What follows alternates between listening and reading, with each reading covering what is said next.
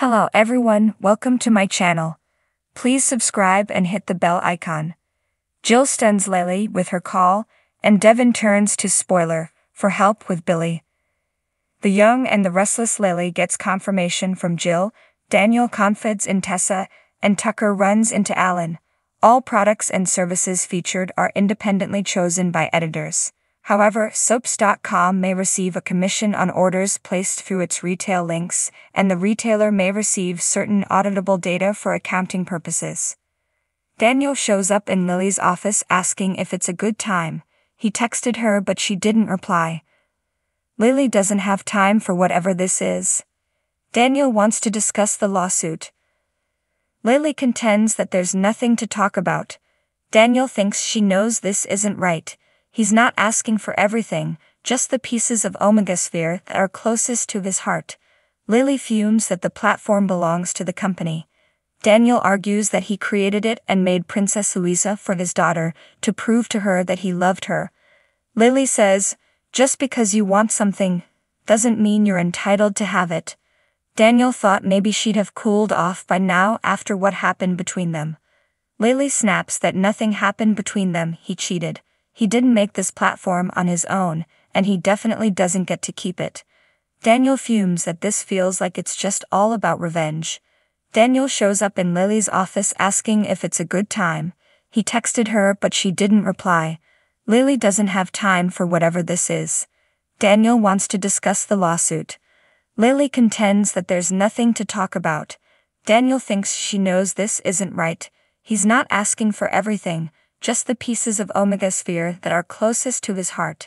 Lily fumes that the platform belongs to the company. Daniel argues that he created it and made Princess Louisa for his daughter, to prove to her that he loved her. Lily says, "Just because you want something, doesn't mean you're entitled to have it." Daniel thought maybe she'd have cooled off by now after what happened between them. Lily snaps that nothing happened between them, he cheated. He didn't make this platform on his own, and he definitely doesn't get to keep it. Daniel fumes that this feels like it's just all about revenge. In the park, Devon and Abby grin and tease each other as they watch Dom play. She asks him about the things going on at work. He says it's Billy. Abby asks, what did he do this time? Devon says he told them Jill handed over all of her power to him. Abby says, that doesn't make any sense. Devon agrees, which is why he thinks Jill didn't make this call on her own. He thinks it's a power grab by Billy and he's not going to stand for it. Abby finds the timing quite strange. Devon laughs. He finds it strange Jill never mentioned it and isn't around to corroborate it. He's sure Billy's doing something underhanded. Abby thinks he could be on the up and up, but agrees Jill should have told them herself. Devon can't understand why she'd blindside him and Lily. Abby shrugs. She must have a good reason. Devon wonders if she wants to go to war. They continue conversing about how odd this all is. Abby asks what Devon wants to do. Devon wants a conversation with Jill. She can see he's frustrated. Devon says it all started when Lily went out of town.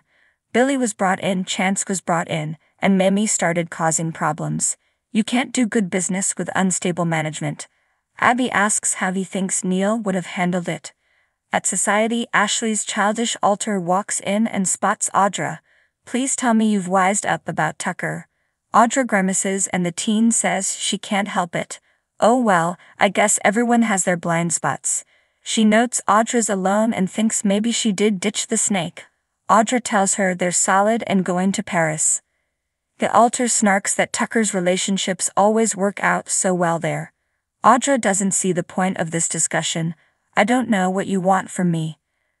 The alter says Tucker's not worth her trouble. Audra thinks she can't understand how solid they are. She doesn't give up on him when the going gets tough. Ashley's alter perkily wishes them the best. Audra thinks Alan's visit is helping. You might want to be careful there, you know, the whole doctor/patient thing. The alter chuckles at Audra giving her dating advice. Audra keeps needling about Ashley being involved with her therapist and the alter says they're just friends. Audra thinks she's trying to lure Alan in and charm him as a distraction so he won't focus on her psychological problems. The altar teases about the juicy plot she's cooked up. She says Alan is brilliant and attractive, but they're not involved in a professional way. Nothing to be concerned about. She's open to whatever the universe has in store. Tucker sees Alan with his suitcase at the club and asks if he's going to leave Ashley in the lurch. She needs help desperately. You have to do something about it. Alan asks what kind of help he thinks he can offer Ashley. He can see this means a lot to him. Tucker wants him to give her some insight. Alan doubts she'd like him discussing her with her ex. Tucker claims he's a concerned friend. He details her disturbing behavior since Paris with the wild personality swings. Alan posits that people are entitled to their emotions. Tucker scoffs that it's deeper than that. The family is terrified for her. Alan asks if he thinks this might be partly due to his behavior. Tucker's sorry for the ways they hurt each other. I probably could have been a little more supportive. He warns she won't get well if left on her own. Alan needs to stick around. Tucker explains that Ashley's attitude toward him is constantly shifting.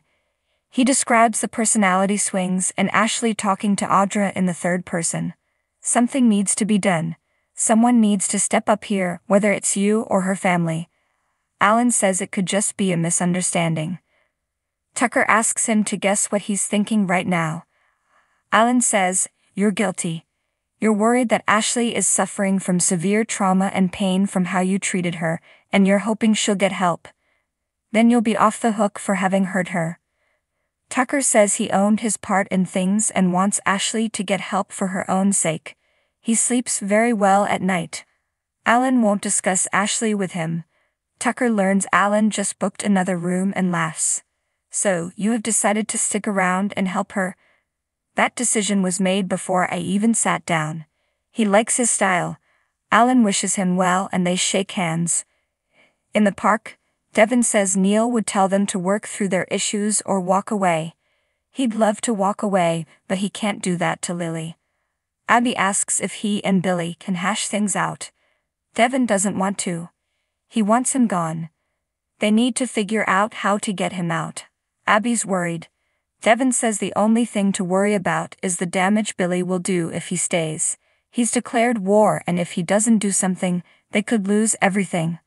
At Chancellor Winter's, Daniel appeals to Lily to let him keep Princess Louisa. Lily can't do anything since the board voted to keep everything. Daniel's unconvinced. Devon and Nate will go along with whatever she wants. They know this is about her and are just trying to make things easier for her. Daniel senses Lily is stressed and asks if she wants to talk about it. Lily scoffs, "With you? No thanks." She agrees to revisit the issue of Princess Louisa with the board. Daniel says that's all he can ask for. As he leaves, he wishes her luck with everything else she's dealing with. Once alone, Lily takes a video call from Jill and asks, "Jill, what the hell? Did you really give Billy all your power behind our backs?" Jill assumes that Billy explained what's happening. Lily wants to hear it from her. Jill says she made the move because Devon is determined to push Billy out of the company. She had to make sure that wasn't possible. That's also why she didn't give them a heads up. Devon has never taken Billy seriously, and now he has to. She's sure this will help the company by limiting arguments. Billy now has power equal to her and Devon. She'll still be available as an advisor. Now you, Devon, and Billy will be forced to work together, and we can get back to business. Lily tells Jill she's wrong. "You have made things so much worse."